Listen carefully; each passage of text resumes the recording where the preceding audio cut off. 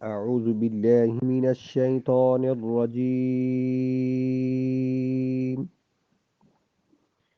بسم الله الرحمن الرحيم. فبدل الذين ظلموا قولا غير الذي قيل لهم فأنزلنا على الذين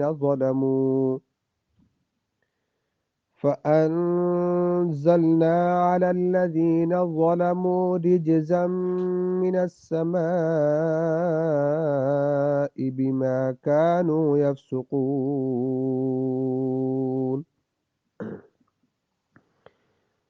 وإذ استسقى موسى لقومه فقلنا اضرب بعصاك الحجر فانفجرت منه 12 عينا قد علم كل أناس مشربهم كلوا واشربوا من رزق الله ولا تعثوا في الأرض مفسدين.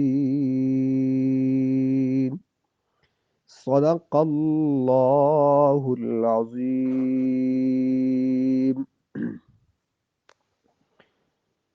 وَإِذِ اسْتَسْقَىٰ، اور جب پانی مانگا موسیٰ علیہ السلام نے اپنی قوم کے لیے، فَقُلْنَا، تو ہم نے کہا، اضرب بعصاک الحجر، اپنے عصا کو پتھر پر ماریے، فانفجرت منہ 12 عینا، تو فانفجرت تو پھوٹ پڑے اس پتھر سے 12 چشمے، قد علم کل اناس مشربہم، تو ہر قوم نے اپنے گھاٹ کو جان لیا، اناسم مشربہم اپنے پینے کی جگہ، کلو وشربو من رزق اللہ، کلو ہم نے کہا کہ کھاؤ، وشربو اور پیو اللہ کے رزق میں سے، ولا تعثوا فی الارض مفسدین، اور زمین میں فساد نہ مچاؤ۔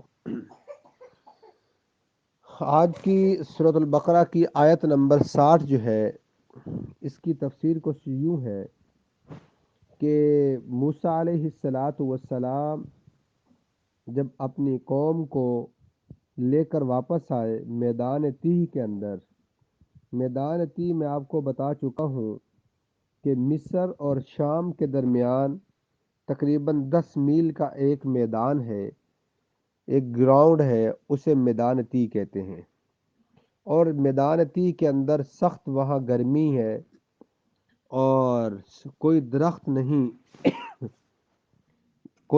نہیں ہے، سخت گرمی کا موسم ہے، کھانے پینے کے لیے کوئی چیز نہیں ہے۔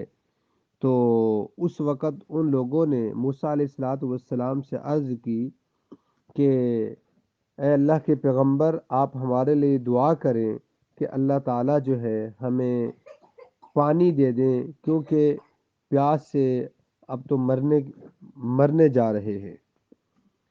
چنانچہ حضرت موسیٰ علیہ السلام نے دعا کی۔ اب پانی کے لیے دعا کرنا یہ 2 طرح سے ہے۔ ایک تو یہ ہے کہ ویسے جیسے دعا کرتا ہے انسان اپنے لیے، نماز کے بعد کرتا ہے، یہ 2 نفل پڑھ کے دعا کر سکتا ہے، اور دوسرا یہ ہے کہ بارش کے لیے، پانی کے لیے ایک خاص نماز ہوتی ہے جسے نماز استسقاء کہتے ہیں۔ حضور صلی اللہ علیہ وآلہ وسلم نے اپنے زمانے میں مدینے سے باہر نکل کر دعا فرمائی تھی، اور دونوں صورتیں جو ہیں یہ بالکل شریعت اور آئین اور قرآن و سنت کے مطابق ہیں کہ نماز کے بعد بھی دعا کر سکتے ہیں، ویسے بھی دعا کر سکتے ہیں مسجد میں بیٹھ کے، یا ایک نماز استسقاء کے لیے بھی دعا کر سکتے ہیں۔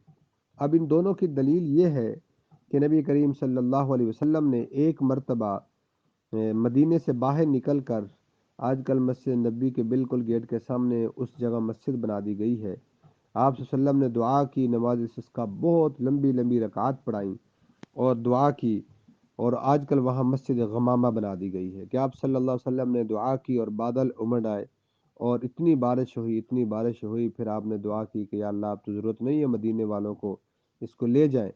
اور اس طرح ایک دفعہ خطبے کے اندر بھی آپ صلی اللہ علیہ وسلم نے دعا فرمائی، جمعے کا خطبہ تھا، تو اگلے جمعے تک بارش ہوتی رہی، اور پھر صحابہ نے عرض کی یا رسول اللہ اب تو ضرورت نہیں ہے، تو اب اس کو دوسری طرف لے جائیں۔ تو پھر اگلے جمعے کو آپ صلی اللہ علیہ وسلم نے دعا کی کہ یا اللہ، اب مدینے والوں کو بارش کی ضرورت نہیں ہے، جہاں ضرورت ہے وہاں لے جائیں۔ تو صحابہ فرماتے ہیں کہ آپ نے یہ دعا فرمائی اور ہم نے بادلوں کو چلتے ہوئے خود اپنی آنکھوں سے دیکھا، اور بارش فوراً رک گئی۔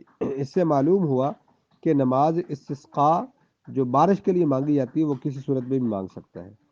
دوسری بات یہاں اس آیت میں یہ ہے کہ اللہ تعالیٰ نے جو بنی اسرائیل پر انعام کیا اس انعام کا ذکر ہے۔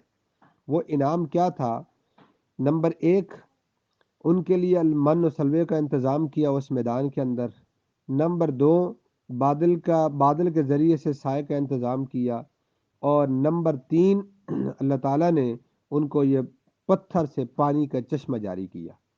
اللہ تعالیٰ نے بظاہر پتھر سے پانی نہیں نکلتا، تو اللہ تعالیٰ کی یہ قدرت ہے کہ اللہ موسیٰ علیہ الصلوۃ والسلام نے اپنی لاٹھی کو پتھر کے اوپر مارا تو وہاں 12 چشمے نکلے۔